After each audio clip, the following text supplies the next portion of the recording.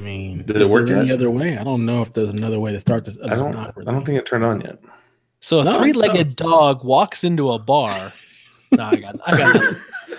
Oh, it is live. Okay. I was like, what do you mean? It didn't turn on, Dev, and then it was actually on. Yes. It was on. All right. So then, that wasn't as awkward as an intro. I'm pretty proud of us. Like, I'm really We're getting happy better at this thing. We can back it up and we can do it again if you want an awkward intro. I feel like that would be cheating the people who have been so great to us. Oh, man. But you know what? We're on time though, Mo. That's saying something. Dude, all right. So I thought I was going to be late because we were in the middle of a very good PUBG match. Oh. Me, my buddy Coop, Dan, and Nate. And Dan got murdered. like savagely. Like Dan, so Dan's down. Coop's down. I'm alive because I'm not trying to run up in the open. Like I'm playing this like I'm playing tag. Like I take my time. I'm like, I will go save you when you are in cover. And so Nate charges up. He's like, no, I'm going to sneak up on him and kill him. So Nate dies first. Then I save Dan. Then I save Coop. Then we get to the bridge and we're taking off. We're like, yeah, we're going to get away. And then we all die. I was like, well, I'm not going to be late because of PUBG. I love the idea of PUBG, but I can't play it because it's not on a console that I have. So I'm left out. I'm in the cold. For now. I'm on the outside looking in. Like I feel like I'm one of those kids at Christmas that's got my hands and face plastered up against the window, and I'm looking at the rich kids on the inside that have all the nice toys, and I'm like, no, I've got to eat cabbage soup tonight. No, nope. That's me. I'm in that same boat. You eat cabbage soup too? For That's now. awesome. Yeah, For now. it was delicious. We actually have not started the show yet, so here we go. Welcome, gamers, friends, family, awesome people, to PSVG OT. What number? I don't know, and I couldn't remember, and it's not in the show notes. So, in the order of us being unprepared, I don't know what number episode this is. Tyler, if you're listening this far in, please insert the number. If you're not, don't, and make us all look stupid. Joining us today is my hero, my buddy, Dev. How you doing, brother? I am chilling like a villain, doing no killing, just the usual. Your hoodie's banging, by the way. Thank you very much. Wakanda forever. Yeah. And our special guest today from the Fortress of Nerditude coming over to the OT is my dude, Stapes. Stapes, what is going on, sir? What is going on, fellas? I'm happy to be here with you in the OT tonight. Stapes, I'm going to tell you right now, you are one of my favorite people on the Twitter. Really? I'm not real good. No, wait, hold on. On the line. Let's make sure you got the right Stapleton brother. Nope, it's you. Okay, just check. I was like, there's two of us. Yep. One of us is good looking. One of us is good. Also you. I'm the good looking one. So just putting that out there. No, you are my favorite of the staples. You're the only one. You're the good staple that goes where it's supposed to be and is awesome. You are the good Stapes. I'm a big fan of you. Well, good. I appreciate that, man. Thank you. Let's see here. I started listening to MTTG in 2015, 14, which is the exact same time I got a Twitter because of the MTTG. And you were one of the first people to follow me, interact with me, and make me realize the internet is not as horrible as it sounds. That is true. Yeah. You can find little pockets of goodness. Hopefully, I don't know. That's something like my brother and I both talked about. I could be negative. I could be, whatever, and I could get down on stuff, but I try to look at things and say, you know what? Let's be positive. Let's look at the good in life. And that's kind of what we do on our podcast too, is that we talk about a lot of things. We could go negative. And even when I am down on something, I always try to highlight the positives, things I did enjoy about, whatever it is, a TV, a movie, a video game, whatever. Because, there's so much negativity. So we got to be positive. We got to, as was said in the Black Panther movie, a fool builds walls and hides behind them, but a wise man builds, bridges and, comes together with other people. And that's what I'm trying to do. Build some bridges and bring people together. That's what's Wakanda forever. Wakanda forever. I love it. Yeah. So how are things going at the Fortress before we start doing our OT-EG-ness? They've been good. We've We've gotten past the 1 year mark. Yeah. We're working on getting our website kind of up and going. It's mostly ready, but we're working on some artwork to kind of fill it out so it looks semi-professional. The artwork's professional, semi-professional is all the stuff I've done with it. But yeah, we're doing great. We're starting to try to do more sidekick podcasts where we have someone come on and just kind of delve into a subject, and we don't do the normal kind of, how was your week and the news and all that kind of stuff. So Sidekick podcast. Sidekick podcast. I'm your Luke Longley. This is technically a sidekick podcast all the time. Wait, did you referred to yourself as a Luke Longley? Oh yeah, in our relationship, he's MJ and I'm Luke Longley. Wow. I'm on the team, and you know what? I won some rings, but I was not a huge contributor. Well, didn't know you were the forgotten. Yeah, you were the forgotten part of the triangle offense. I wish I could have been Bill Cartwright. At least he, got some boards. But no, I ended up being Luke Longley, and I relish my role. I do the job, and it's good stuff. Good old Luke, the LL. Oh, he's been taking L's his whole life. Poor Luke. Dang. Poor Luke. Nah, if anything, you're Phil because you made all this come together, bro. Oh, dude, don't do that. Then my head's gonna get all puffed up, and then it's not gonna be good for anybody. The OT is your brainchild. I'm just along for the ride. Well, friends, this is PSVG OT. Number we still don't know. Hopefully, Tyler let you know earlier. And we do things pretty different here in the OT. Number one, this is a relational podcast. We want to tell stories and we want to have these awesome memories. And second, we are built on the premise of unpreparedness. See, by being unprepared, we get some authentic goodness, and that's what we want.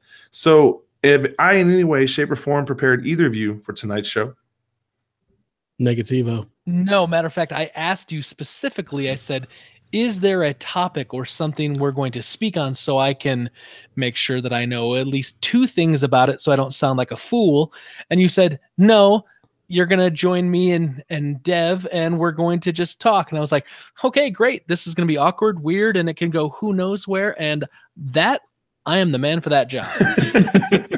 That is my wheelhouse. I'm good there. I operate in that space on a daily basis. Nice. Well, today's memory starter is actually one that I actually handpicked. Normally the kids help me. I picked this one because of just the memories I had and because of something Dev brought up when he was over with, oh man, was that Sean you were with a couple weeks ago? Sean Capri. Yes. The little pants guy, because capris are little pants. Sean like Connery, Capri like the pants. Yeah. The weird thing about capris is because I am so tall, they're just basically always shorts. Most pants are shorts. So it just works out like that. Yeah. It's tough. Just so you know, because I did work out prior to this, I am not wearing leg prisons right now. I am wearing shorts. Oh, preach. And I know I'm wearing shorts right now like appreciate normal. Yeah, I'm not a big fan of the leg prisons, dude. They are evil, and they've been ruining lives since invention. And I'm just going to point this out. There are 2 things I know about the Bible, too. Number 1, Jesus never wore pants. And I don't know if you know this, he was perfect. So that man tells me we're not supposed to wear pants. Number 2, the man was born bare naked, which is direct him saying, be a Bears fan, folks. Bear down forever, because that's how he came in. Monsters of the Midway forever. Yes. Wow. And the word Packers never mentioned in the Bible for good reason. Just saying. I'm pretty that sure out there. Packers. Yeah, I think that was in a verse somewhere I read somewhere. I really don't know, but those are the things I learned from all my studies of the Bible. That Jesus doesn't wear pants, and not a fan of the Packers. Okay, so our actual story today. Awesome. This is how Donnie fires me. Mo, you talked about Jesus not liking the Packers. We don't do that here. He's from Ohio. What does he know about the Packers? He doesn't even know what a win is. All he knows is no. Right. Keep checking in those Browns. What's a Brown anyway? Get out of here with that. Yeah. All right. So our story Kickstarter for today, our memory motivator, if you will, is what and where did you enjoy your first podcast? So I will again tell mine first to get you guys kicked off. Now, mine actually happened. I've told this story a few times before. when I first started teaching, I had a student who was going through some things, and he was having a hard time connecting. He was very angry. He would lash out, and I was in charge of ISS, so me and him would spend a lot of quality time together. And one day, I noticed this drawing on his notebook, and I asked him about it, and he begrudgingly told me it was about Assassin's Creed. So I drove down to the store and bought Assassin's Creed that night and played until like 3, 4 in the morning. Came to school the next day, he had ISS again, and began to talk to him about what I felt of the story and the main character. And this began a great friendship. I ended up watching him graduate. I watched him come out of his shell, and that conversation happened. But during that time, I wanted to search for more games. I wanted to really be able to connect with more kids. I wanted to build more bonds. And so I went onto a website called Game Informer, because it was the first, when I typed in video game journalism, or that was the first thing that popped up. So I clicked on it. And then I didn't realize the user blogs, I thought those were like the people who ran the website, not the people who frequently come to the website, Right. the fans, if you will. And I saw, oh, they have a video game podcast called the Mojo and Monkey Show. So I listened to the Mojo and Monkey Show, which was done by some very funny guys who I still follow on Twitter. And they have a new show. It became the Mojo, Monkey, and Indie Show, and then it got all weird, and now they have a new name. But that was where I started. That was my first podcast, and that would have been 2012, 2011-ish. And it was just a very awesome experience to dive into this world in the fan area first. By diving in with the fans, like what I was looking for in a podcast was not like, the Unlocked. It wasn't the Beyond. It wasn't like the big time production. It was just some funny people talking about games, loving this art form, loving this creativity. And it caused me to be a little more like open to trying new podcasts. If I see somebody does something, I'm right there to download and subscribe. The one that I wish more people were jumping in on, the one that Ed's been doing. Foot in the door. I love Foot in the Door. I love it. Guys, every time he puts a new one out, I just get hype. Like, I'm like, the one with his wife. Then I went and followed my wife, 3 other teachers. Now follow his wife on Facebook just to see the workouts. That's awesome. We became fans. So I just love that. And so that was my first podcast experience. So Stapes, because you're our guest, what was your first podcast experience? So I actually was really hesitant about listening to podcasts. And it wasn't because I'd heard bad things or I had a bad experience as a child with a podcast and it had molested me and I was forever tortured or something. It was that I tend to get really involved in things. I'm either all in or all out. So, when my buddy said, "Hey, you should play World of Warcraft," I was like, I don't know. And he's like, no, you should do it. Next thing I know, it's 9 months later. I'm playing I'm raiding every night, 5-6 nights a week. I'm running my own guild. I've got 8 or 9 different alts. I'm invested in this thing. And I played the game for a few years like that. I also watch TV and movies and I read books and I listen to audiobooks and I'm just I do all these things. And so when podcasts really started kind of coming around and I was aware of them, I was just I don't need something else. I don't have time. I'm already getting a stink eye from my wife because I'm also in a motorcycle club. And, I was in a Magic club and not like Magic the Gathering, but hey, pick a card, any card. I'm going to make this ball disappear, that sort of thing.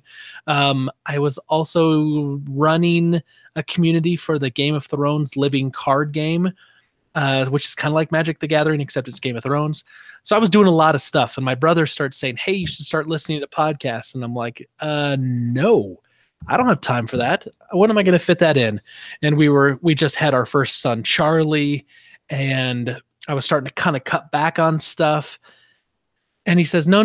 You should listen to this podcast called Married to the Games, because it's guys like us. It's gamers that, they play video games, but they're dads and they have real jobs. It's not the professionals that critique and review. It's like these are guys like us. And so I remember saying, right. I begrudgingly said I'd listen to a podcast. And I remember the first thing that stood out in my mind as I fired it up. And of course, Gabe comes in with his intro, and I was like, whoa, this is like, popping right off the beginning. And then I remember hearing Tim Router, and Tim was talking about doing something with his daughter Piper, and like having to I can't remember if it was changing diapers or something. And like, it just struck me like that guy is like me. He's doing what I'm doing, because at the time I was changing a diaper while I was listening to it on a headset. And he was talking about trying to game like first thing early in the morning. And I'm like, I try to game late at night because I don't want my kids around when I'm playing something that's M-rated. And, there's lots of killing and violence going on. Because, how am I going to explain this to a toddler? And so like, I had that experience, and I was like, okay, I'll listen to them again. And then from there, I started listening to, all sorts of stuff. Like I started listening to PSVG when PSVG started coming around. I started listening to Ed's podcast, Foot in the Door. Art of Manliness.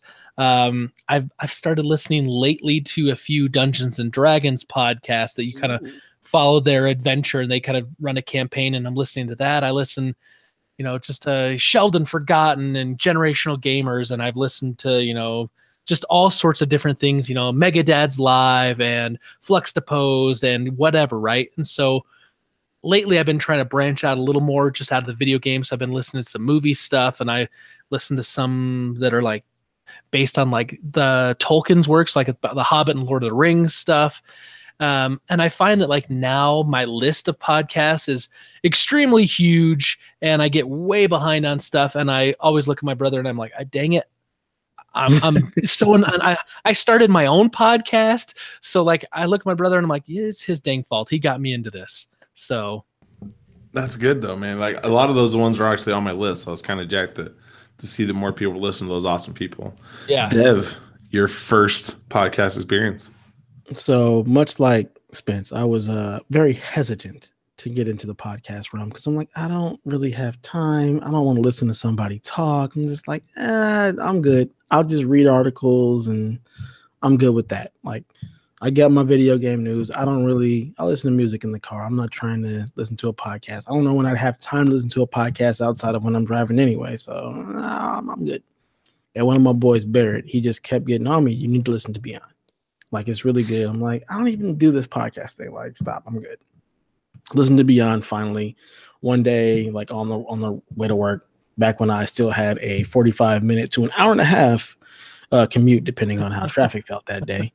Sitting in traffic, like, you know what? I'll go ahead and give this podcasting a try, which was also difficult being on Android because there wasn't a podcast app at the time. Google Play didn't have them. So I had to find a podcast app and then find the podcast. So found Beyond, was like, oh man, this is awesome. This is like a bunch of nerds like me talking about video games. Oh wait, this is actually cool. So started listening to Beyond. Then I was like, you know what? Let me see what else, they have to offer. Because I didn't have any other friends who were listening to podcasts or recommend anything. And I wasn't looking for anything else. So let's see what else IGN has. So started listening to Unlocked, even though I didn't have an Xbox and still don't have an Xbox and wasn't an Xbox gamer. I was like, you know what? Let me go ahead and keep my enemy close. So I know what's going on the Xbox side of the world. So Unlocked. And Unlocked is a great show. I love Ryan McCaffrey when he does. Oh yeah, he crushes it. And then I was like, well, let's see what else they got. So I started listening to what is the other one they have? With Damon Hatfield. I can't even remember the name of it. But so I was listening to that, and then at some point I found Married to the Games. I don't even remember how. I have racked my brain over the last couple of years to figure out how the hell did I find Married to the Games? Because I don't have any other like in real life friends out here that listen to podcasts or listen to Married to the Game. So I'm just like, I don't remember how I stumbled upon that, but was listening to that and was like, oh man, just like these are guys like me. They're married, they have kids, they play video games, they've got normal regular lives. And from then on I was hooked and started listening to all kind of other podcasts. Like I had it to where I had two podcasts a day to listen to, one on the way to work and one on the way home from work, Monday through Friday, because that was really the only time where I wasn't bombarded with children or other at home related stuff. So I actually had it to where I had a podcast, 2 podcasts every day. I listened to a couple of Destiny podcasts, like I still listen to this day, that are really great. And just from there, it was it's blown up. And now my commute is like 15 minutes. So listening to podcasts is always, if I'm behind on every podcast that I listen to, just because I don't have the time to listen to them, and it really irritates the hell out of me. Like, I miss being able to just sit there and listen to people talk, and like getting on the MTG forums or getting on Discord and actually knowing what they're talking about and being able to get into it.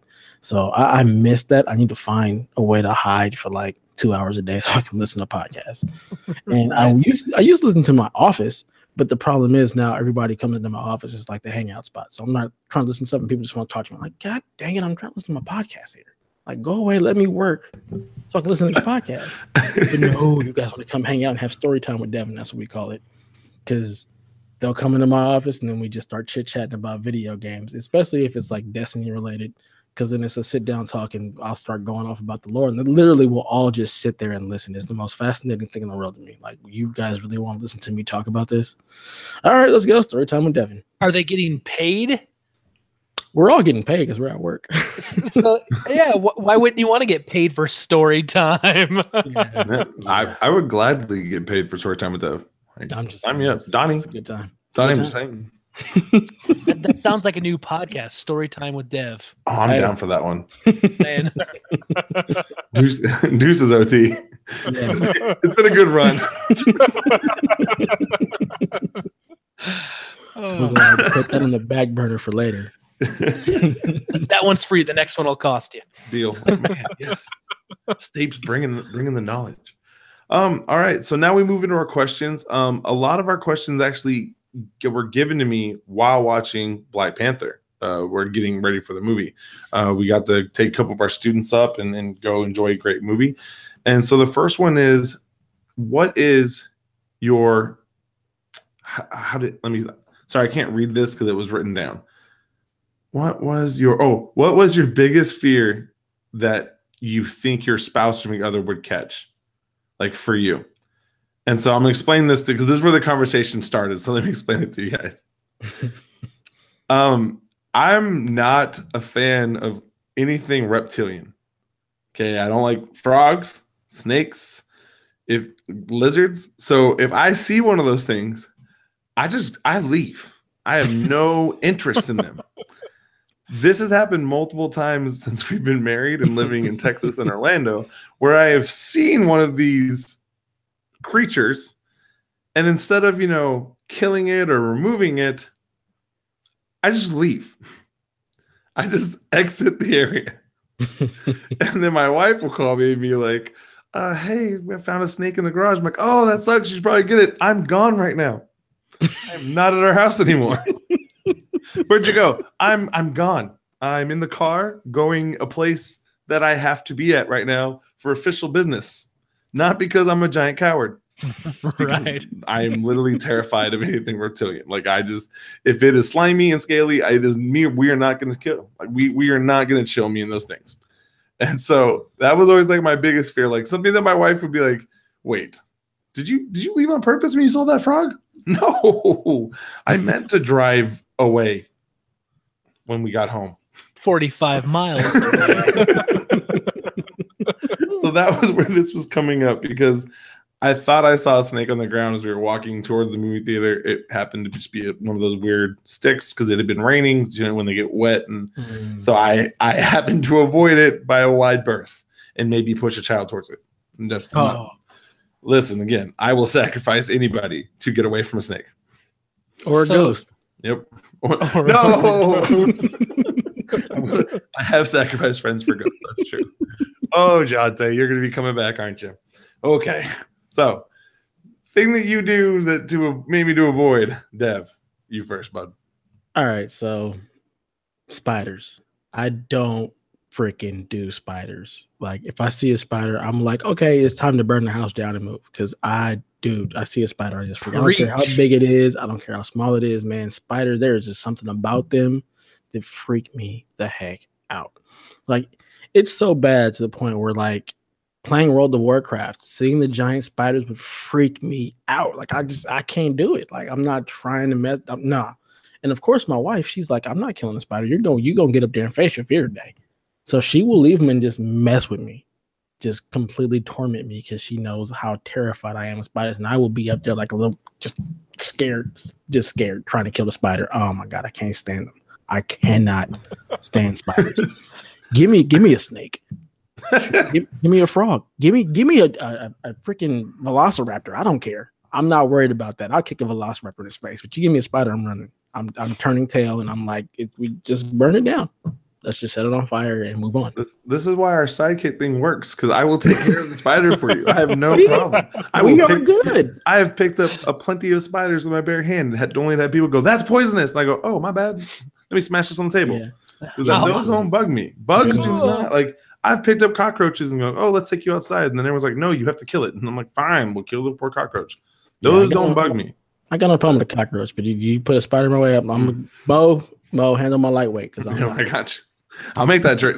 Spider for snake, yes. Yes, I will make that trade 1 million times over. Wow. So, Stapes, how about you, bud? So, I hate snakes, hate spiders, cockroaches, like all that. Except here's the thing. My wife literally tried to put into our wedding vows that my responsibility in the home was getting things off the high shelves, because she's shorter than I am, and killing spiders. That was like the two things she's like, I can't handle that. So if for as much fear as I have, like if there's a spider in the house, I hate it, but like I just man up and I got to do it. Yeah. But there is something that happens that when this happens, I bail immediately and I leave it for my wife. And that's when my kids vomit and they throw up, because I have a very weak constitution, we'll say. Okay. I cannot be around people making that noise or that smell or the sound that when it splashes amongst, the floor or the carpet or the furniture. If I hear it, if I see it, if I smell it, I'm going to be doing it. And so it's like the kids are sick. They're like, they make that sound. I'm like, gotta go. And I literally will just turn and like power walk the other way. I will go down into the garage and I'll just text her. I'm like, is everything okay? Everyone doing fine? You okay up there? Do you need anything? Not that I'm going to help you, but do you need anything? That is the thing that like I hightail it. I cannot do that. It sucks. And the worst thing is there has been a time or two when my wife went away to go see a movie with her friends, and she'd only been gone like half an hour. And then my youngest woke up and was in his crib at the time this was a few years ago. He proceeded to vomit all over everything. I mean, everything. And I literally just, I got to be careful right now. I had to like go in there with a towel and like, I had like my nose closed. I wasn't trying to breathe. I could take a big breath in the clean air and not look at him. And I like wrapped him in a towel. And then I walked him into like the hallway and set him down on the towel. And I was like, buddy, you're just going to lay down right here. Mommy will be back in an hour and 45 minutes and she will clean it up. And we waited. I just couldn't do it. I am not a good person sometimes. I must admit. So I have a similar story for this one, but we normally try to keep it pretty mellow on OT because all my students listen. But I think I've told them this story as like a fear story. I'm going to tell it just real quick for all of our adult listeners, and most of my kids have heard it, I'm pretty sure. So I had this. I always refer to my friends. I changed their names, but I had a friend where I think we called him Chris. And see, Chris had this problem. Chris really loved to go to social gatherings to meet girls. Uh-huh. However, Chris was very shy. And so when he would try to go meet girls, he would try to give himself like a pep talk. And a lot of times his pep talk was a beverage form. Oh, yeah. Liquid courage. Yep, the liquid courage. And so one day Chris grabbed someone else's drink that wasn't his. And see, Chris does not handle dark liquors very well. Oh no. And so a little while goes by and I hadn't seen Chris. And I walk by this room and I'm like, oh, there's Chris. Is he okay? Yeah, he looks fine. He's just laying down, taking a little nappy. That's okay. Now I'm going to go back, and I come back a little later and then I could smell the vomit. Oh. And I go, there's no vomit on the bed. Chris is just laying there. Oh, maybe something happened in the bathroom. I come back at the end of the night and we're all going home. This poor kid had thrown up against the wall down the side of the bed. Oh. So if you were a passerby, this bed looks clean, except for the smell, folks. Oh. Now, I did what any good party girl would do. Grab your friend and get out of there as fast as you can. I sure did. I picked Chris right up. Said, let's go, my friend. Let's go get in the car and go home and call it a the night. scene of the crime. I don't know these people. So let's hastily leave. See, I could have used a giant friend like Mo for picking up my other friends because I am 5'7" and I'm picking up no one. My friend would have been stuck. I'd been like, ooh, that's going to suck tomorrow morning. Good luck with that. Good luck explaining that one to people. I don't know him. I picked him up on the way in. He was hitchhiking. Yeah. Nah. And then I'm going to make fun of you for the next 3 weeks. Oh, we did. We made a lot of jokes. We made a lot of jokes. All right. Wow. Our next question is actually food related because, we're kind of foodies on the OT. We teach people how to make Slurpees properly. If you haven't heard, the key is you put the Slurpee in to the top and then you fill it in with soda. See, that makes it the Slurpee becomes your ice. Gotcha. Yep. So if you've never tried, I'm a big fan of that method. So this one actually comes. So I carry around 2 things with me at school. Mild sauce, which if you've never been to Chicago, you don't really understand what mild sauce is. Mild sauce is a ketchup barbecue hot sauce blend. Yep. And if you don't have that right, it's not good. But if you have it right, it is heavenly. And so I carry around a mild sauce and I carry around sriracha. And what I like to do is on days where I'm feeling like I got some calories to save, a little room. Got my numbers not where it's I got the buffer. I'll have a little school lunch, and the only way to get through the school lunch is you got to add a little mild sauce or a little sriracha to it. And so the question we had was: are there any things you carry with you when you're maybe at work or extra sauce in case of that kind of situation? So what condiments do you carry? Ooh. Usually it's not a lot. However, I do have a bottle of A1 and a little mini fridge kind of right behind my desk because I've been on the healthy train for a while. Mm-hmm. And since the start of the year, I've been dropping some weight. And so I've been pre-packaging meals. And so I'll have a little about a 8-ounce steak, 6 to 8 ounces, and then a whole mess of broccoli or green beans or some sort of veggie. And I keep a bottle of A1 just in case, after the steak's been frozen and, been in the freezer for a little while before it rotates into being eaten in the rotation as far as meal prep. If the steak's a little dry, I've got a bottle of A1. I also have near me sriracha, hot sauce, Miracle Whip, I think we have, and ketchup. And I think some salt and pepper. My boss he's kind of weird. He's got this whole little mini condiment tray that sits on top of the microwave. Respect. So that's important stuff right there. You can just kind of get whatever you need from it. But yeah, I don't daily though. I don't just walk around with packets of sriracha or, mustard or something coming out of my pockets. Oh yeah. I carry both those bottles with me through the cafeteria. Kids know oh, man, coach is going to get lunch with us. Oh, it's pizza day. He's got mild sauce. Right. But you're going there to get food though. You're not just walking around at Walmart to open up a fanny pack and you're no, this needs sriracha. And then you've got it right there. It's when you're going to eat sriracha on Subway sandwiches in front of the Subway person after handing me my sandwich. That is an awkward look because they don't know what to say. I was going to say, evidently I didn't make it your way today. Yeah, subliminally, you're saying you didn't do it right. It needs this. You didn't make it my way, sir. That's all I'm trying to tell you. But thank you for your time. Dev, how about you? So I don't carry any kind of condiments with me anywhere. However, I have been known to put barbecue sauce on everything. Like literally That everything. sounds like what you're supposed to do. That's So why I it was definitely invented. have barbecue sauce in my drawer at work. But I don't carry it with me. But if I'm going somewhere and there's meat to be had, there will definitely be barbecue sauce on it. Or if there's spaghetti or anything else, there will be barbecue sauce put into that because everything just tastes better with barbecue sauce. Have you ever put on potato salad? Yes, I have. Oh yeah, that's it, good. it makes potato salad way better. Yeah, absolutely. So- it makes it edible because I won't eat potato salad. Since we're talking about condiments, do you guys know what fry sauce is? That's the Miracle Whip ketchup mustard, right? Yes, Yeah. or mayo, ketchup. It's mostly mayo and ketchup with a little bit of mustard. But let me tell you, when I first moved out, like it is huge in Utah, huge. And I come here and then I walk into a place and they say, you know, French fries. I'm like, yeah. And they say, do you want fry sauce? I look at them. I was like, you mean ketchup? And they said, no, fry sauce.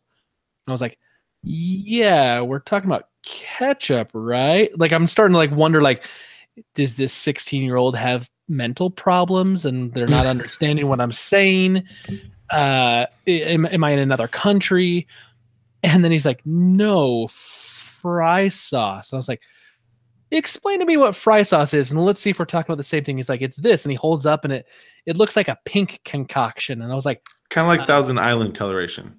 yes, exactly. It looks like almost like that color wise, but it's literally like equal parts mayonnaise, ketchup with a little bit of mustard put into it. And since I've been out here now, like I've come to appreciate it and like it. And so it's a little weird when I go other places now, and they're like, hey, you just want ketchup with your fries? Or I'm like, yes. I'm like, maybe give me some barbecue, because that's how I'll usually eat fries, is with barbecue sauce. If I'm outside of the Utah, Arizona, weird fry sauce people. But let me tell you, fry sauce, if you haven't had it, you can buy that now, like in stores. Get you some like good fry sauces. It's a thing to behold in the condiment world, at least. That's going to be a big pile of nope for me. Because you said the forbidden word, and that's mayo. Are you a Miracle Whip guy, though? Oh, I'm a neither. Okay. Yeah. I'm just going to have to say it. It's a thing with the black folk. We don't like mayo. What? Now, that is not true. I have known many a black folk that eat mayo. I don't really know any. We will definitely be like, it's got mayo on it. We're going to go ahead and scoop it right off. I'm not going to deal with that. That's just, I don't know what it is, but Just like, not for you. If it's mayo, it's got to be like super light mayo. Like we don't even. Well, here's the thing, though, about fry sauce. You wouldn't taste the mayo.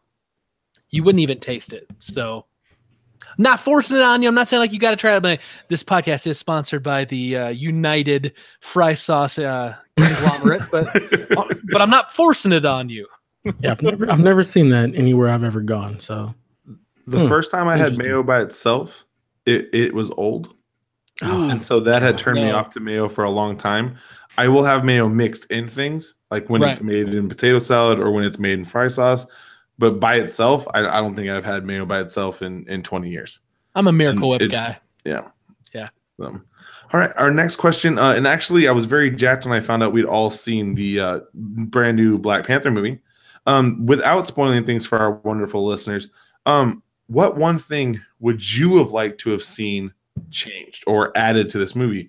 And so for me, I would have loved to have seen Storm in an end credit. That's where she's from. Disney owns the X-Men.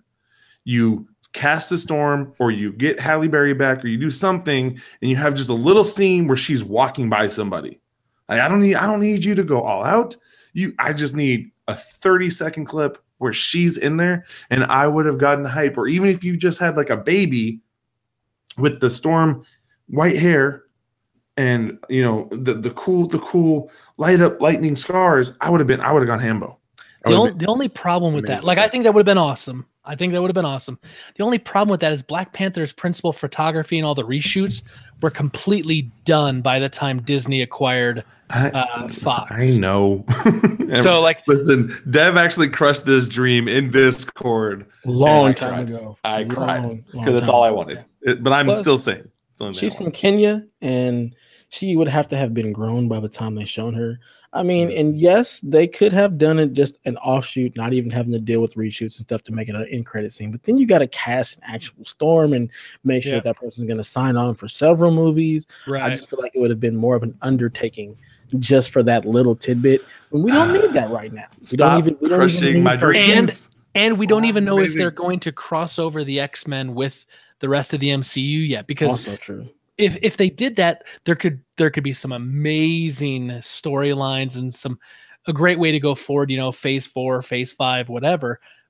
But we don't know what they're going to do with that property yet. Are they going to continue keeping it kind of its own world? Are they going to bring it over? Because now if they do bring it over, and if they say everything that's happened prior to this is canon, you've got people like Quicksilver who exist in both the MCU and the X-Men movies. Mm-hmm. How do you explain that? You know, And one died. is alive and one is dead. So Right, exactly. it's a whole lot of weirdness. I feel like if you're going to include the X-Men or just any of those, any of the mutants, you're going to have to just go ahead and say the previous stuff is not canon. And I will shoot someone if they cast Halle Berry as Storm again. That is a no-no. That is an absolute no-no. See, I only remember seeing the first one, and I didn't have a problem with her doing it. Oh God! Well, it's funny because in the Yeah. first one she has an accent, in the second one she doesn't. It's just like where I don't think I saw the second one. Yeah, I don't Good. think I wasn't saw the best any of casting them after choice. that. Yeah. I think I have only like officially seen the first one. Halle Berry's like 5'2". Storm is not 5'2", and she's also an African princess. Something that Halle Berry just did not. She doesn't have the presence to be Storm at all. So Okay, It could be bad writing too. I trust you. also mean, true. Also true. She had some bad lights. You know what Yeah. frog or toads are afraid of? It's like, what is this? I'm like, right. It was Go Fox, go. who knows what toads are afraid of? I don't know. All right. Yeah, So big for you guys, what would have been the thing you would have loved to have had, you know, added in or a little snippet of? Dev? Man, it's so hard to say because I'm still reeling from just the movie in general. What would I have liked to have seen more of?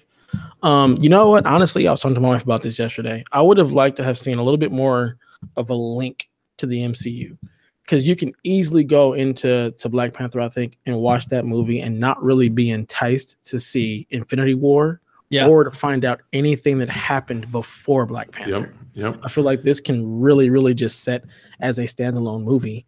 And I think that does the MCU some discredit because you had an opportunity to pull in all the people that were going to see Black Panther into the MCU by just, you know, having something that would have enticed them to be like, okay, so what happened before this? And oh man, I really want to see what's going to happen next. So I think that they kind of dropped the ball on that. That's something that I really would have liked to have seen, just a little bit more sprinkles of the MCU to entice people who haven't seen these movies, and this is their first Marvel experience, to want to find out what happened before and then be really enticed to go watch Infinity War. And you've been through this whole riot of me rewatching the MCU in order, like chronologically. Mm-hmm. And I literally like stayed up late knocking a bunch of this stuff out, and I got to it. All I had to watch was Civil War. I did not need to see another movie to know what was going on, and that I do agree that would have been great. Just to have something in there.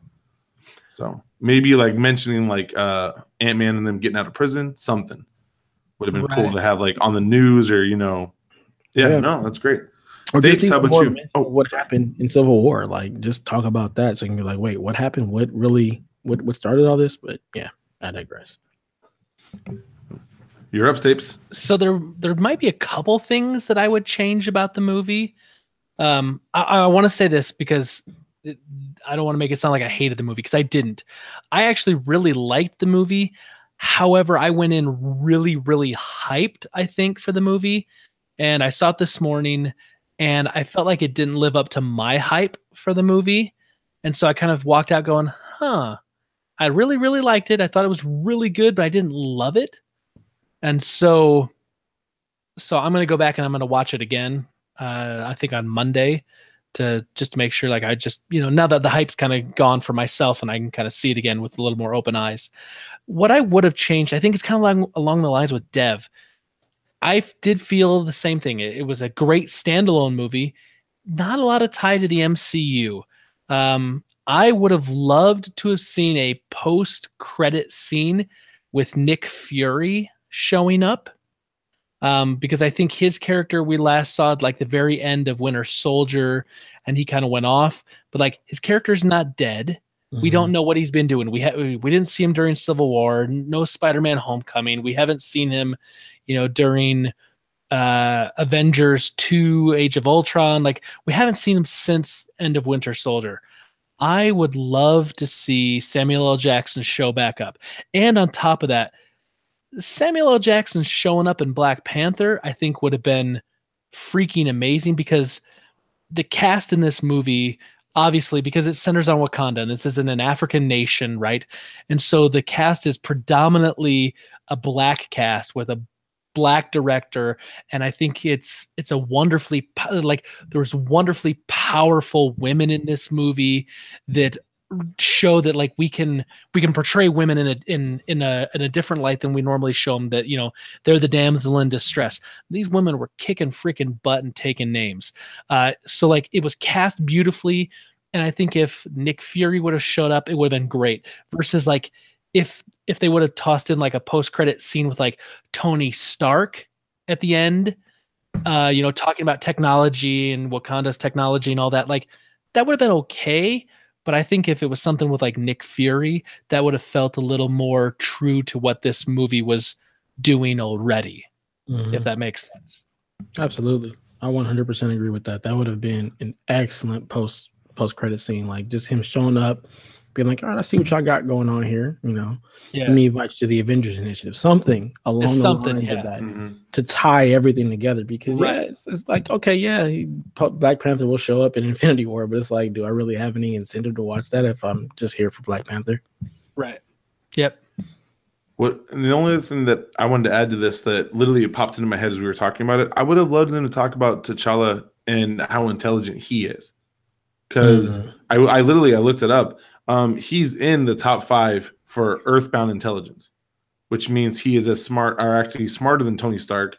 They have it like, on the way I was looking up at Marvel, you've got Reed Richards, Bruce Banner, T'Challa, Amadeus Cho, Tony Stark. So that's a pretty big list to be on. And now, why didn't we see a little bit more of him being, the tech guy as well? I love the sister. I thought that her character was the best thing they could have done, because she stole the show. I actually want more of her, like being a superhero. She was awesome. Great. She was absolutely wonderful. So let me kind of going back to the thing you were saying, Mo, though, about the intelligence issue. I think there was something, and I was talking with Nathan Thomas about this just right before this show. On the show, we actually call him Nader Tot here. Nader Tot Thomas, yeah. Okay. So we were talking about I'm trying to be very careful because I don't want to spoil this, because we did spoilers on ours, but there's 2 diverging theories as to how Wakanda should be run and kind of like the path it should be taken. And I kind of made this analogy that it's kind of like Martin Luther King and Malcolm X. They both kind of had the same end goal, but they had different ways of approaching to get there. And I think that you see the same thing played out in this movie. Obviously I'm making an allusion, to kind of to real people, and these are, obviously, not real people. But they have 2 very different ways of going about it. But T'Challa in this movie, I think he's very smart, because he recognizes that the way to like move forward is through diplomacy, is through, helping people. And he takes a different approach. And I think it's almost kind of a social commentary on where we're at right now in our world, is that there's so many evils, there's so many things that can divide us, but that sometimes the best way we can approach this is like, being civil and talking to people and reaching out a helping hand instead of slapping a hand away. And I think that's very intelligent and very wise to recognize that's the smarter, better path. And so, well, maybe it's a little understated in this movie as far as maybe his intelligence. I saw that aspect of it, and I said, no, he's really in tune with what's going on, and he really gets like, we have to look at things from a much bigger picture.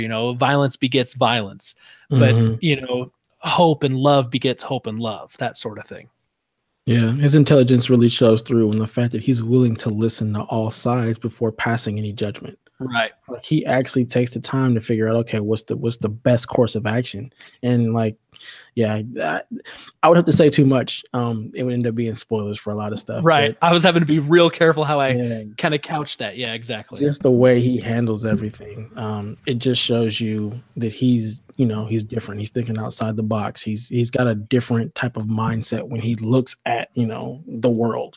Right. And it hit on so many different like points for me, and it just that was like part of the hype that had me going into the movie. Just a lot of the social commentary that this movie speaks on just really speaks to me and just touched me and just had me in tears. So it's just good. It was really good. Yeah. His character is just fantastic. Yeah.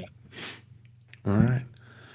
Well, this is normally where we end. However, because of some feedback we received last week for some great people, we've had a lot of people reaching out telling us how they enjoy the OT, and one section got a lot of love. It was the Coach Mo's Game of the Year so far. And so we are going to be asking now to wrap up our shows your Game of the Year for 2018. So Devin, currently right now, 2018, what is your Game of the Year, sir? Dang it. Game of the Year for 2018. I've played so few games, and it would probably have to be, I have to go with Monster Hunter because I really haven't played a whole lot else. Good pick. Yeah. And it's a lot of fun, and there's a lot of game there. Yeah. So that would have to be it. I haven't played much else. Okay. Stapes, Game of the Year 2018. So I feel bad because I'm going to say Super Mario Odyssey, and that I know that didn't come out in 2018, but it's the only game I've been playing so far this year. I started it like when it came out, but like I only play it with my boys because they want to watch me play it, and so they tell me where to go get the power moons and where to go get all the little purple stuff. And so it's become kind of like a family bonding thing. We usually play for anywhere from like half an hour to an hour every night, and I've got something like 50, 60 hours into the game. We're getting real close to that 100% completion. So that's like the only thing I've been playing, because otherwise, man, I've just been super busy. So yeah, Super Mario Odyssey. I got a backlog, man. I just got to be honest. I got a backlog, and I'm gonna have to work through it. I just bought The Witcher 3 when Gabe Patilla was in town, and we went to a video game store, and him and I talked down the shop clerk, and so I got that with all the DLC, and so I may be popping that in next once we finish Mario, but that'll be a post when the kids go to sleep, because yeah. At Staves, as a guest, you are allowed to go a little bit backwards. We will support you. I appreciate that. For me, it was UFC 3. What? Really? It was UFC 3. However, it has been dethroned. See, I've played 3 new games this week. Bayonetta 2, not Game of the Year. Yeah. Not Game of the Year. But the one that is Kingdom Come Deliverance. Oh man, I've been hearing so much good about everything I wanted in Skyrim. See, I've never used magic in an Elder Scrolls game. Why? Because I don't like to. Give me a sword and let me just cleave things and go bananas. And that's what this game lets me do. It lets me go bonkers. Now, there are a couple flaws that I will point out now. That map, when you get later on, there are some roadblocks. It looks to me like they had to get it out. That first couple of areas, the first, I want to say, couple hours, phenomenal. It is beautiful. It is so interactive. I love how the dialogue tree works. Just wonderful job. The hand-to-hand was really good once you get used to it. But the horse combat, sketchy. Some of the levels, you run into some roadblocks where I did have to go backwards using a couple saves. Now, I'm like 10 hours in. 10 hours. I know for a fact that game's got a lot more room to grow. So we'll see. We'll see what patches come out. But right now, Coach's pick 2018, Kingdom Come Deliverance. I'm loving it. So I believe IGN, a couple of those guys, they gave it an 8. You know, that's a grade 8. Support that. Wow. It's a good score. Wow. Yeah. So I'm just saying, I'm really excited for more people to play it. I keep trying to get Kevin into it, and he's like, ah. I'm like, no Magic Skyrim. Yes. I don't think it's weird enough for Kevin. I don't know, man. That storyline is I liked it. I'm pretty jacked. So as we wrap up, Stapes. Wait. No, So do you got one? You thought we were done, but we're not done. No, the curveball. Just a quick curveball. All right. This is actually a simple one. It's not difficult. It's because it's Black Panther Day. What's your favorite MCU movie and why? And the bonus, which one would you just throw out and just make it not exist? I'm gonna go ahead and start, just because give you guys some time. My favorite MCU movie actually isn't Black Panther, oddly enough. So far, my favorite my favorite MCU movie is actually Winter Soldier. There was just something about that movie that just was absolutely fantastic. Just the way they did his storyline with Bucky and everything. I loved it. It had the right amount of action. It had the right amount of backstory. It pulled everything together real nice and neat. And it almost feels like the Cap movies are always kind of like just the pinnacle before we go into whatever next is coming. And the one movie that I would just kind of toss aside, even though it has a lot of story pieces that you kind of need to understand certain things, would be Thor 2. I liked the movie. I actually really liked Thor 2, and I like what it does to set up future pieces if you're actually paying attention. Yeah. But it felt like it dragged on. And we just don't even see Natalie Portman's character anymore. So it's like we could have this is a throwaway. So those are my picks. What about you, Mo? Am I allowed to count the Netflix series? Nope. Said movies. Dang it. I was so ready to go. You were gonna throw away my boy Danny Rand, weren't you? I was not. My favorite is actually Jessica Jones. Oh yeah, mine too. So I was about to talk about Jessica Jones and how powerful that one is. Then my favorite movie next to that in the MCU would actually be the Avengers. That is the first time the Hulk is done right. Ruffalo does an amazing job. I beg to differ. Ang Lee's Hulk was horrible. I'm just messing.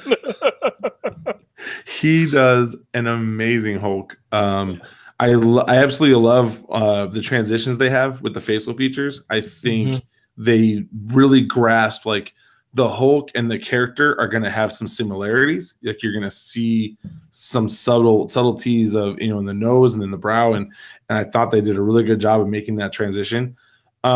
The movie I would throw away, and it's because of the things that were missed, is Thor Ragnarok.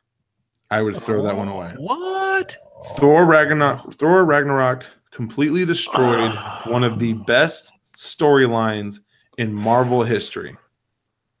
It took 3 characters who are legendary characters for me and made them comic relief. Yeah. It took literally the most masterminded villain and turned him into a funny quirk. Someone who literally causes the destruction of Earth and its heroes when Hulk comes back and attack because of what this villain did. And the only way you stop him was when the Sentry rolls in. And we lost that. I'll give you that. Okay, World War Hulk can't happen because of what that movie did.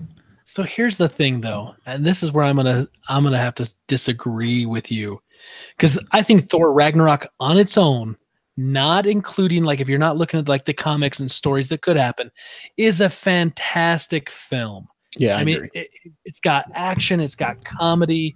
It's just, for me, it hits so many right notes. Here's the problem, though, with the Hulk property. You can't make a standalone solo Hulk movie because Universal owns the rights. So they have to put him together with someone. That's why we got Thor Ragnarok, or as I called it, Thor Planet Hulk. Yeah. Because do not call it Thor Planet Hulk because they ruined it. Because they ruined it. They did what they could with it. Yeah, they did what they could. So like you did get that feeling of the Planet Hulk, comic line in that movie, knowing that they can't really go forward and just do a solo. Like they can't do World War Hulk. They just can't do any of that. So knowing that, like, we're gonna have to lose some of that, and you're just gonna have to accept it. That's just the way it is. I have not been able to yet. I have not been able to get over it yet. One of the greatest written warriors completely turned into a joke. Devastated me. Not to mention Hulk's One True Love, not even in the movie. So that's all I'm gonna say. All I'm gonna say. I feel so that those would be mine. So good. I don't know. The movie is so good. Okay, so my favorite MCU movie, I'm with Dev. Man, it is Winter Soldier. That movie was amazing. It had this, and this is what I love about the MCU, is that each film, if done right, and I think a lot of them have been, they're almost a movie that's not a superhero movie. Winter Soldier was a like 1970s political thriller type of movie that just happened to feature Captain America and Bucky Barnes, the Winter Soldier. And it was done so well. And like the whole idea of like, you know, government spying and, you know, spying upon itself and kind of that whole thing really like just resonated for me. And the story was fantastic. And you did have some crossover with, you know, some of the others. Like obviously you've got, you know, Black Widow in that movie. You know, and you got, you know, Nick Fury in that movie. So like it, you know, it had a lot there. And it just felt like it was the pinnacle of movies. Now, there's been a lot of other really great ones, but that felt like to me the pinnacle. Now, the movie I'd toss out, I think is an easy one to toss out, and I'm surprised none of y'all brought it up. Iron Man 2. That movie for me was like, the first Iron Man was really, really good. The second one kind of felt like a lot of it was being phoned in. It just, you know, with Hammer and all that, just like it didn't seem to like be that good of a film, especially for an Iron Man film. I could do without Whiplash. I was happy when that movie ended. I was like, okay, it was what it was. And they freaking changed out the actor, you know, to Don Cheadle from, you know, to War Machine. I was opening line of a movie ever. It's me now. Deal with it. Yeah.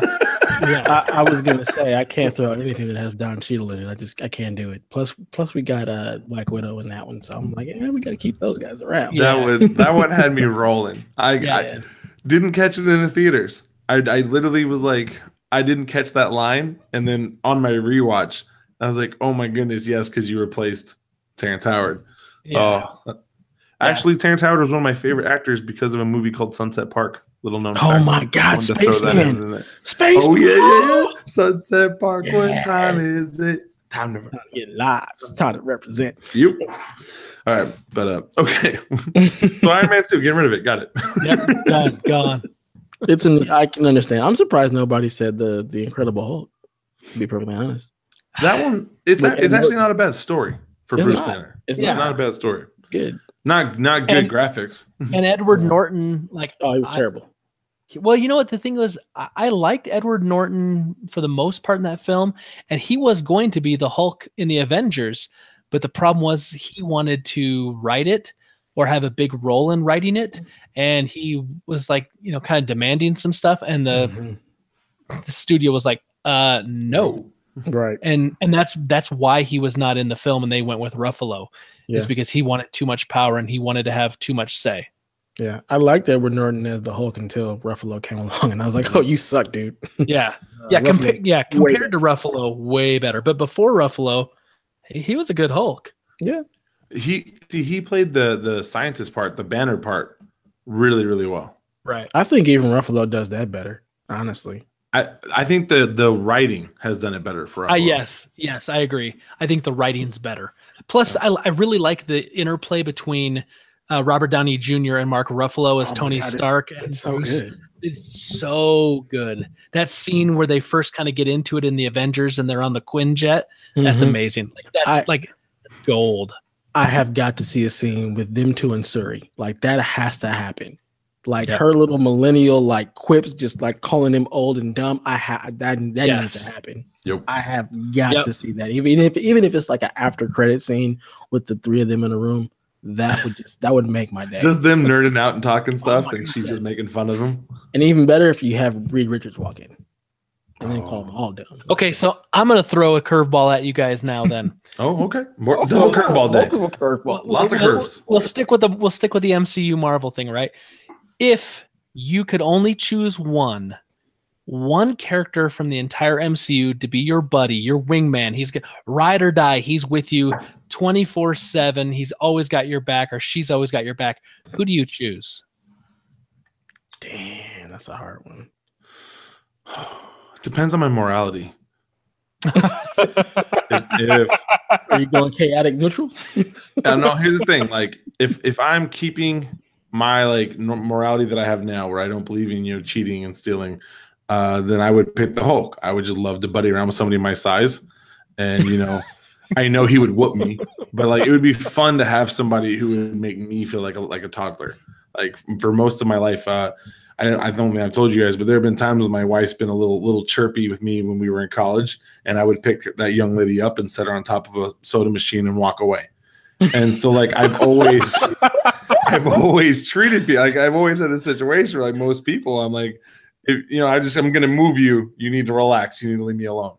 And so it would be awesome to be around somebody like that. However, if I don't mind a little stealing, I would love to have the Invisible Woman as my go-to person. I'm like, hey, could you go to the bank, make a withdrawal? I just want to get rid of my wife's student loans. I want to pay the house off. Would you mind doing this? I want everyone's student loans gone today.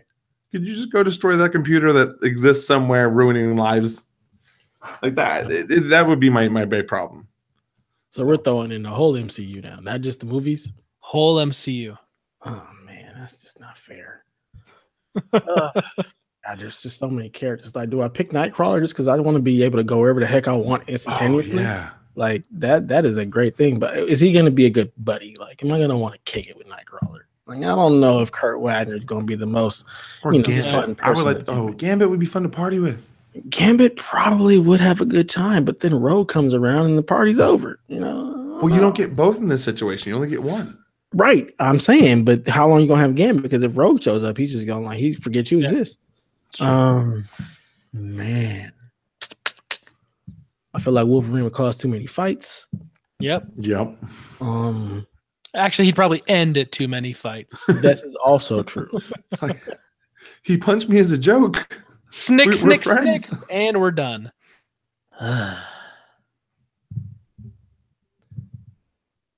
I'm torn between Ant-Man because he's hilarious. At least the Paul Rudd version of him is anyway. Right. And that would be a lot of mischief going around, just nonsense. Yeah. And then Thor, because who wouldn't want to pal around with a god? Let's just go get into some nonsense and have some beers. Yeah, I think I'm gonna have to pal around with Thor because he is a funny dude. And he's here for all the shenanigans, and then when it gets too far, he's gonna put the hammer down. So I'm gonna have to go with Thor. I like the way you're thinking. I like that. I'm really close to saying Ant-Man, Paul Rudd's Ant-Man, because I'm like, man, you'd always have a good time. You'd always be laughing, but the shenanigans that would happen, like eventually you're like, okay, so you can get small and disappear from the cops. But what happens when I'm still stuck in this room? And the cops show up. But here's the thing, and I started thinking about it. Tony Stark, I want to hang around with Iron Man and have him be my ride or die buddy, because you look at it, he's got all those freaking suits. Eventually, you're going to get put in one. War Machine, Don Cheadle, yeah. He got a suit. So if he's your ride or die buddy, eventually like, Tony, we got to get, all the way around the world here pretty quick. You help a brother out, and next thing you know, you're the Iron Patriot, or whatever you're gonna call yourself. You could be the Hulkbuster, right? Yeah. So Tony Stark's the guy I'm gonna hang around with. See, I would want to hang with Tony Stark, but I feel like at some point he's gonna throw you to the wolves to save himself, because he'd be doing that. So I'm like, you my ride or die, but only until I'm expendable. Well, it's like the Hulk, right? It's like the Hulk is going to be Bruce is a great guy, but man, the moment you get cut off in traffic, your car is toast because he's just going to go bloop and be huge. And then it's like, if I'm best how do friends you with calm the Hulk, him down? if I'm best friends with the Hulk, we're not riding a car. We don't need a car. Yeah, I'm jumping on his back, piggyback style, and saying to France, and he'll take one jump and we'll land. It'll be great. I love that's the first place you want to go. To France. French bread is delicious. I can only assume it's better in French. I'm just saying you could go anywhere and like France is the first to the Eiffel Tower, sir. Look at all the delicious food. French fries, French bread, French toast. They've made some amazing food. I need to go experience as long as it has the word French before it, you're fine. French literally makes most things better. French dressing, not bad. And we all know how much he loves the cheesy fries. And I'm sure they've got some amazing cheese in France. Queso French fries? So you've got the French fries. I don't know how to say cheese in French. So I went Spanish. Parisian cheeses. So yeah. French cheeses. French cheeses. This is a good time. All right. So Stapes, as we wrap up the show, anything that you have coming up that we need to have our listeners looking for? Because we found out we have listeners. Well, I'm glad. Otherwise, it's just three idiots, making a lot of nonsense. The normal stuff. My podcast that I have, Fortress of Nerditude, we release every Thursday morning, so you can always be looking for that. And then I've kind of got a side project that I'm not really ready to unveil yet to the world, but it's something I'm kind of working towards. But it will end up becoming another podcast, I believe. It may be video as well, but that's all I'll say. A little hint. Dev, we just got our first exclusive. Yeah. World premiere. Mr. Worldwide. Dev, what you got coming up? You can just check me out on the OT here on Saturdays when we post or go live or whatever. The Unrated, recording with Q. We record every Thursday. That posts sometime on the weekend. I'll be recording a That's Entertaining for Black Panther with Nate. Other than that, at some point, I'm going to write some things and put them on the PSVG once I have some time. Now that things have kind of freed up for me, I definitely plan on at least getting 1 to 2 things out every single month, going through my backlog. I'm going to call it the Backlog Blues because, like Stapes, I have a ton of games in my backlog that I have not played. It is quite ridiculous. So other than that, just catch me on Twitter at DevATias. All right. I actually did write something finally. I wrote a Monster Hunter review, and Donnie shouted it out. He was like, way to go, Mo, way to go, coach. It's like, I wrote stuff. It is a review in progress because there's 100 hours of gameplay in that game, and I'm only like 25 in. So it's not complete. But I gave it a pretty good rating, high 8s, so an 87 for us. Just means it is a really good game. Please go play it. My big article that's been being worked on for months, I was able to score an actual in-person interview to get some more clarification on basically it's one of the psychology principles that I'm talking about in this paper. And because I got that, we actually pushed pause, and tomorrow in the morning I will be running over there to do that. And I'm very excited that this doctor over at UTSA was willing to meet with me, and really excited to get more information to really flesh out this thing that I've worked so hard on. So keep your ear to the ground. It'll pop up. The plan for me on that one is literally to post it, turn off Twitter, everything, and just never come back. I'll probably take like a week, 2 weeks off on everything. I'll be like, Dev, you got OT by yourself for a while, because I've worked so hard on it. I just want to pretend that everybody loved it and that it was phenomenal. And everyone's like, yes, you're changing the world with this amazing writing. And I don't want to hear any of the other stuff. So I don't know how like game journalists do this. I don't know how you pour this much time and energy into something, and then you're like, oh wait, I'm putting it on the internet where anybody can go, this is stupid, you're an idiot, and then you cry. So yeah, that's where I'm at. So this has been another episode of PSVG OT. We love you. We are so thankful for you. And for us, it's game over. Have a good night.